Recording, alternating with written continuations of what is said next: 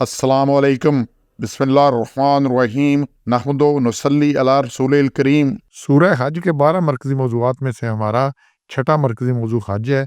इसके 6 ज़िमनी मौज़ूआत हैं, जिसमें से दूसरा है अहकाम। पहला हुक्म आयत नंबर 26 में से है, किसी को भी अल्लाह ताला का शरीक नहीं बनाना। ये 26 में बड़ा अल्लाह ने क्लियर किया, जब भी कहा कि काबा बनाया, अब इब्राहिम को जगह बताई कौन सी है, और फिर साथ ही क्या कहा कि इसे पाक रखा बैतिया, और इसे पाक रखना है। क्या करना है? इसे पाक रखना है, किसी किस्म के भी शिरक से पाक रखना है। तो खाना काबा की तामीर के हुक्म के साथ ही खालिस तौहीद का भी हुक्म दिया गया कि यहाँ किसी भी किस्म की कोई मुशतरकाना रस्म काम अंजाम ना दिया जाए। मसाजिद की सफाई में ज़ाहिरी सफाई के साथ साथ शिरक से सफाई भी शामिल है। ये इतना अफजल अमल है कि अल्लाह ने अपने उल अज़म अंबिया को इस काम की खुसूसी हिदायत की। अल्लाह के सिवा इन मसाजिद में किसी दूसरे का जिक्र अज़कार पुकारना हो, क्योंकि ये शिरक सबसे बड़ी खराबी है। फिर अगले 2 नुकात हैं जी 27 में से, हज का ऐलान आम करो, लोग दूर दराज से पैदल सवार और हज पर आएंगे। 27 में अल्लाह ने बड़ी क्लियर बात की है कि ऐलान आम कर दो लोगों का, वज़्ज़िन फिन्नास, अज़न कि ऐलान कर दो। इसी से अजान है, और जो देते हैं उसे मुअज्जिन कहते हैं। ऐलान कर दो उसमें हज का।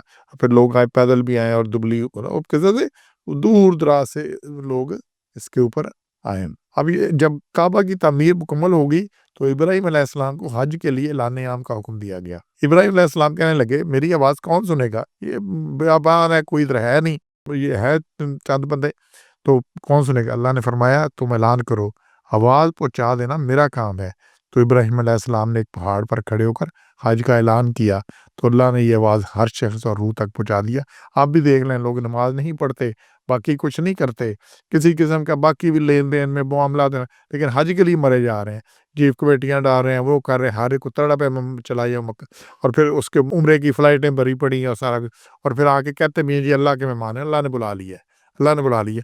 ये जो इब्राहीम ने बुलाया था, वो अभी तक उनको याद है कि उन्होंने बुलाया था हज के लिए, तो ये अल्लाह का बुलाना है। दिन में जो 5 दफ़ा नमाज में होता है, हय्या अलस सलाह, हय्या अलल फलाह, ये किसी को याद नहीं आता, किसी को समझ नहीं आता। सलाह तो खैरुम मिनन नौम, किसी को समझ नहीं आता। कभी सुना है आपने कि हय्या अलल हज, हय्या अलल उम्रा? कभी दिन में सुना है किसी वक़्त किसी से? ये नहीं सुना। ये ऐलान जो इब्राहीम ने किया था, ये आज तक सबको याद है, लेकिन जो दिन में सामने हो रहा है ये नहीं याद। तो इसलिए हमने दिन में ऐलान हो रहा है उसको भी सुनना है और इस पे भी अमल करना है, तो लोग आएँगे। फिर ये 29 में से अगले 2 नुकात हैं कि जिस्म के साथ अकायद, सोच की मैल कुचैल भी दूर करें और नज़रें मन्नतें पूरी करें। जहाँ पे बड़ी क्लियर बात आ रही है 29 के अंदर कि आपने ये सारा कुछ क्लियर करना है, कि फिर चाहिए कि अपनी मैल कुचैल दूर करें और मन्नतें। मैल कुचैल कौन-सी होती है? सबसे पहली है ये जो नाखून साफ़ करने हैं, बाकी नहाना है, क्योंकि हज के दिनों में नाखून काटना मना है, बाल धोना मना है, और ये चीज़ें साबुन खुशबू वाला नहाना मना है। तो सारी मैल कुचैल दूर करें हज करने के बाद 10 ज़िल-हज को। ये कुर्बानी के बाद के काम है जो हुज्जाज हजामत बनवाते हैं और बस सब कुछ करते हैं, राम खोल देते हैं, तो ये पाबंदियाँ ख़त्म हो जाती हैं उस वक़्त। तो मैं, और सबसे बड़ी खराबी जो है, सबसे बड़ी ये मैल कौन-सी है? वो शिरक की है।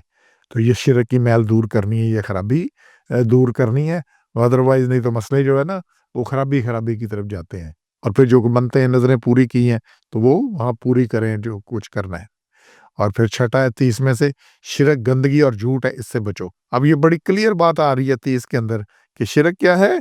अल्लाह ने भी यहाँ पे बड़ा क्लियर किया है कि वो ये जो शिरक है ना, ये गंदगी है। क्या है? गंदगी है, रिस है। फ़ज्तनिबू, इज्तनाब करो। फ़ज्तनिबू क्या है? इज्तनाब करो। इज्तनाब क्या होता है? बचना उससे। रिस, गंदगी से। तो शिरक क्या है? बहुत बड़ी गंदगी है। तो गैर अल्लाह बुतों के आगे झुकना गंदगी है। किसी भी गैर अल्लाह को पुकारना, कुछ करना, ये खाली बुत ही नहीं कि जी कोई बुत है उसके आगे, जो मौजूद नहीं है, वो उसको कोई भी गैर अल्लाह हो, सिर्फ अल्लाह को पुकार सकते हैं जो मौजूद नहीं है, गैब। अल्लाह पर ईमान ही गैब का है। गैब के अल्लाह पर, अल्लाह को देखकर नहीं, गैब का ईमान है अल्लाह। लेकिन किसी और को गैब से पुकारना, मदद के लिए पुकारना, जो कुछ करना, उससे इस्तिगासा, फरियाद करना, सब गंदगी है। अल्लाह ने कहा इनसे बचो, और बचो झूठी बात से। तो झूठी बात से बचना है। ये बड़ी क्लियर बात है यहाँ पे। तो गैर अल्लाह बुतों के आगे झुकना, किसी गैर अल्लाह को पुकारना, ये सब झुकना, ये गंदगी है। हर खुद साख्ता गढ़ी हुई बात जो सच ना हो, झूठ है, और झूठ गंदगी है, और हकीकत से दूर बात झूठ है। तो जिसका है ही नहीं, जिसका कोई सर मुँह, वो सारा झूठ है। तो नबी अकरम सल्लल्लाहु अलैहि वसल्लम ने फरमाया, झूठी गवाही शिरक के बराबर है। تو اس لیے یہ اس سے بچنا ہے، اور ہر خرابی جھوٹ ہے اس سے بچنا ہے۔ تو یہاں پہ یہ بڑی کلیئر بات آ رہی ہے۔ یہ 30 نمبر آیت کو آخری طرف وَاجْتَنِبُوا قَوْلَ الزُّورِ، تو پہلے تانبو بتوں کی گندگی سے بچو، اور وَاجْتَنِبُوا قَوْلَ الزُّورِ، اور جھوٹ سے بچو۔ کیا کرو؟ جھوٹ سے بچو۔